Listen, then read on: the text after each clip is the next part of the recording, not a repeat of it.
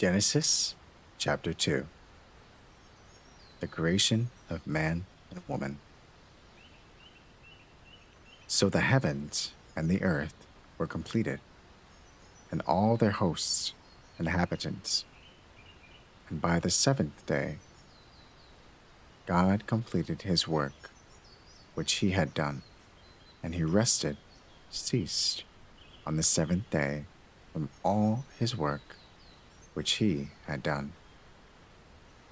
So God blessed the seventh day and sanctified it as his own, that is, set it apart as holy from other days, because in it he rested from all his work in which he had created and done.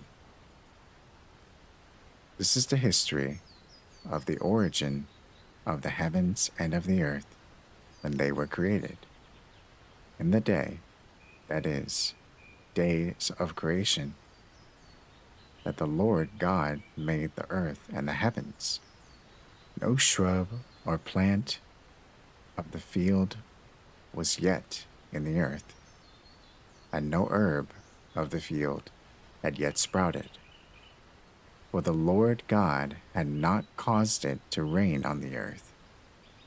There was no man to cultivate the ground, but a mist, fog, dew, or vapor, used to rise from the land and water the entire surface of the ground. Then the Lord God formed, that is, created the body of man from the dust of the ground, and breathed into his nostrils the breath of life. And the man became a living being, an individual, complete in body and spirit. And the Lord God planted a garden, oasis, in the east, in Eden, delight, land of happiness. And he put the man whom he had formed, created there.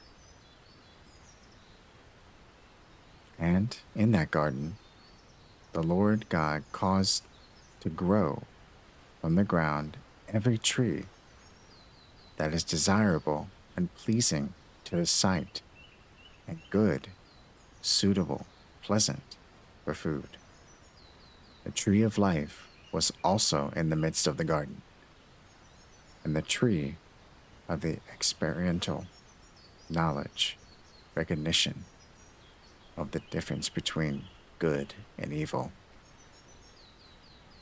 Now a river flowed out of Eden to water the garden, and from there it divided and became 4 branching rivers. The first river was named Pishon. It flows around the entire land of the Havilah, of the Havilah, where there is gold.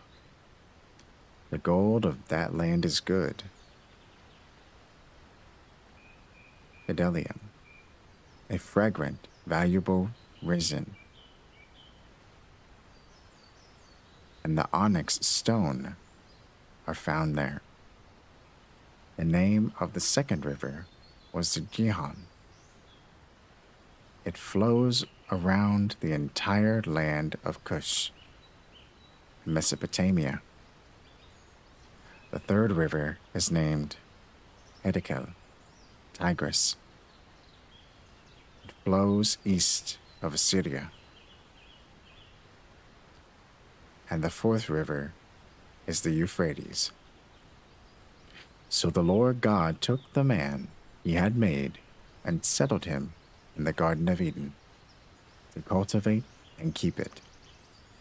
And the Lord commanded the man, saying, "You may freely, unconditionally eat the fruit from every tree of the garden, but only from the tree of knowledge, recognition of good and evil you shall not eat. Otherwise, on the day that you eat from it, you shall most certainly die because of your disobedience. Now the Lord had said, it is not good, beneficial for the man to be alone. I will make him a helper, one who balances him, a counterpart who is suitable and complementary for him.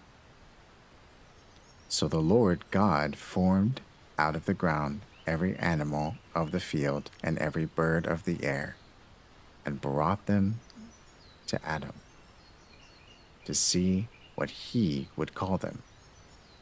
And whatever the man called a living creature, that was its name. And the man gave names to all the livestock, and to the birds of the air, and every animal of the field. But for Adam, there was not found a helper that was suitable, a companion for him. So the Lord God caused a deep sleep to fall upon Adam. And while he slept, he took one of his ribs and closed up the flesh at that place. And the rib, which the Lord God had taken from the man, he made, formed into a woman. And he brought her and presented her to the man.